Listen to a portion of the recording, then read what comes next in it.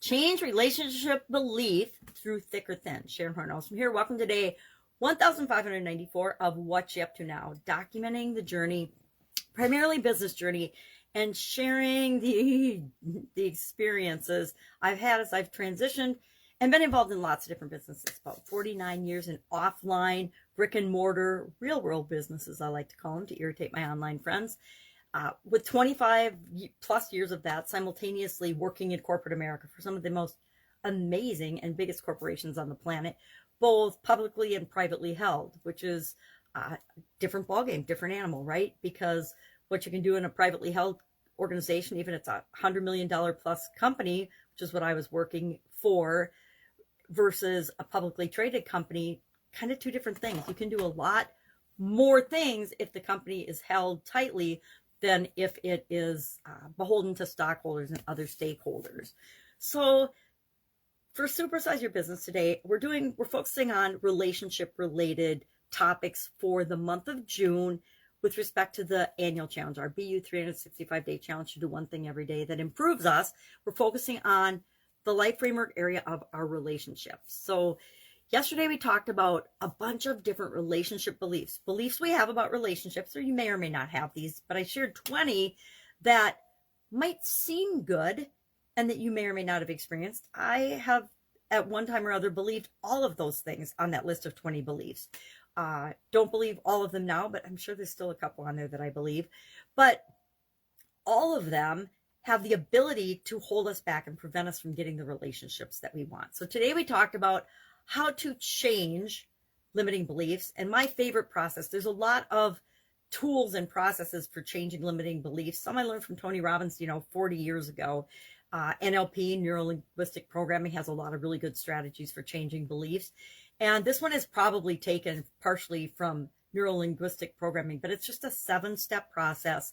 It's really just a series of 7 questions that we ask ourselves and visualize and go through in order to take that belief that we currently have and make it something that will really move us toward what we want it to be, do, and have. So if, for example, it doesn't have to be for relationship beliefs. If I believe that I'm not good enough, is that 100% true? No, of course it's not. None of us are not good enough. Number 2, am I sure that it's 100% true? No, I know that it's not 100% true. I can think of all these situations where I was good enough or more than good enough to do the thing that I wanted to do. And then the rest of the process has us, thinking about what benefits us by having and keeping that belief right now. Because there's always a benefit, or we would have let it go already. What will happen 10 years from now if we don't change that belief? What will the cost be if we don't change that belief?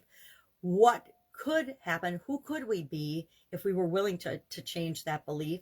And in 10 years from now, what would our life look like if we were to change that belief right now? And then I like to take whatever that was, look at the opposite of it. And if the opposite of it works, whenever that gets triggered, whenever I hear myself use that or think that, I automatically substitute the new one. I write it on a card, I put it on my phone screen, or I put it on a reminder, a certain time of day reminder, that once a day at least it's popping up on my phone.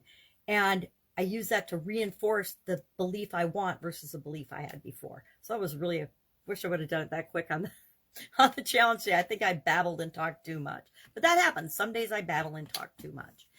Especially on topics that I know are so powerful, they can change your life. And that is one. If we were simply to pay attention to our beliefs and then always be reaching for and always be substituting a more empowering belief or something that moved us toward what we want instead of a toxic or a negative or a belief that holds us back, we would automatically create a better life and transform our life into exactly what we want it to be.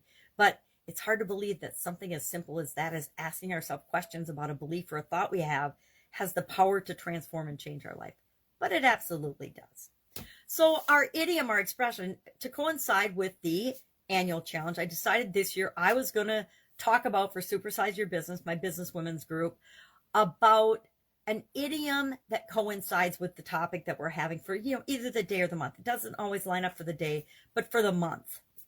And so today we talked about the idiom and the expression through thick and thin. Another way of saying that would be in rain or shine, You know, you take the good with the bad, you figure it out no matter what, things like that. To me, are expressions I use. In good or bad weather. You know, I think in good or bad weather is a really good one because it reminds us that there are so many things outside of our control. We're going to go on that picnic. We're going to do that activity. We're going to move forward and continue moving forward toward what we want. No matter what outside of us is happening, we're not going to let that control us. So the weather is a good example because we have no control over the weather. I don't know anybody who has any control over the weather, right? It's like I don't know anybody with a time machine, but I wish I did. So in rain or shine, in good or bad weather, no matter what, we're going to figure things out. So through thick and thin, this is a really old idiom. It dates back to 1387 with Geoffrey Chaucer's Canterbury Tales. And it used to be through thicket or thin because England, like everywhere else on the planet, used to be really wooded and thickety. So when you're traveling from place to place, sometimes you'd have to go through thickety areas. And so the expression was originally through thicket and thin, and then it moved and changed over time, and other things have been substituted for it. But basically it means you got your goal in mind, and you're not sure how you're going to get there, and you know you're going to have ups and downs, but you're also not going to quit until you get that thing, until you get there, until you achieve that relationship, that goal, that objective. Now, the tricky thing about relationships are they involve other people. And just like the weather, can we control what other people do or say or think or feel? No, there isn't a single person on this planet, unless you have mind control capabilities, that can control another person to love you, to be in a relationship with you. Now, I'm not talking about abusive relationships. Yes, they exist, or dysfunctional relationships. But if you want to be in a relationship with someone, a relationship means you have to both agree to it, right? And that's why probably 50+% of marriages and things fail, is because we have different understandings and different expectations and different thoughts and beliefs and feelings about what that relationship should be. So through thick or thin, you know, some of us get married. When I got married, I thought it was through thick or thin, no matter what, I was staying married. And I learned that that was not the most empowering, best belief for me, because it kept me in a relationship that was super duper bad for me for a very long time. And I had my reasons. I've actually used this process that I shared briefly over and over and over again about that situation. And you know, it was the devil, you know, versus the uncertainty that kept me in that relationship. My kids and other things kept me in that relationship, even though I knew for a really long time it was bad for me.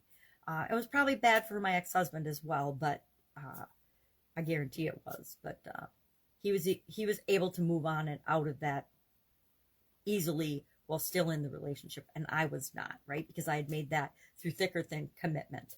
And that's the difference in people, right? We commit to different things, and some people never commit to anything, right? Some people never commit to anything or anyone, and then relationships don't work with them. All right, I'm digressing. Sunday in my neck of the woods, plan and organize and get ready for the weekday. Not sure what you do on Sundays, but I do that, and I spend family time and working on projects that are of interest to me, or preparing for other projects that I'm involved in, and doing the things that I committed to doing, because if I say I'm going to do it, I'm going to do it. If I can help you in any way, just ask. If you've got a question, if you're stuck, if you don't know who to ask, please, a direct message takes 20 seconds to send off, or a Voxer. You can push the button on Voxer to pajamagrandma@gmail.com. I think that's my handle on Voxer still. I set it up so many years ago, I forget, but you can find me, send me a Voxer, and you know, as long as it takes you to record it, I listen to it and get back to you, usually right away, unless, of course, I am involved with somebody else, or in a relationship, or in a project, or doing something that I can't. But as soon as I hear it, I will respond. All right, that's it. Have an awesome day. I will, of course, be with you tomorrow just to fill you in on topics we're talking about in the pieces of content that I create every day, as well as when I'm able to share different projects that I'm working on, I will share them with you. I'm working with some real estate investors right now, which is always fun because I spent a lot of years in real estate. All right, see you tomorrow. Bye.